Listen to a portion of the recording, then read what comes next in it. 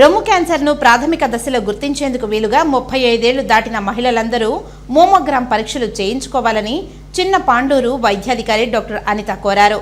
SVIMS Sri Balaji institute of oncology ఆధ్వర్యంలో మంగళవారం చిన్న పాండూరు పిహెచ్సి పరిధిలోని రాజగోపాలపురం జిల్లా పరిషత్ పాఠశాల, పివిపురంలోని జిల్లా పరిషత్ పాఠశాలలో ఉచితంగా క్యాన్సర్ స్క్రీనింగ్ పరీక్షలు నిర్వహించారు.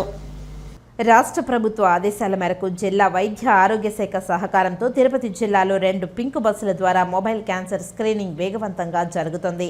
పింక్ బస్సులో మహిళలు, పురుషులు నోటి క్యాన్సర్ పరీక్షలు, మహిళలకు రొమ్ము క్యాన్సర్ కోసం మెమోగ్రామ్, గర్భాశయ ముఖద్వార క్యాన్సర్ కోసం పాప్ స్మియర్ పరీక్షలను ఉచితంగా నిర్వహిస్తున్నారు.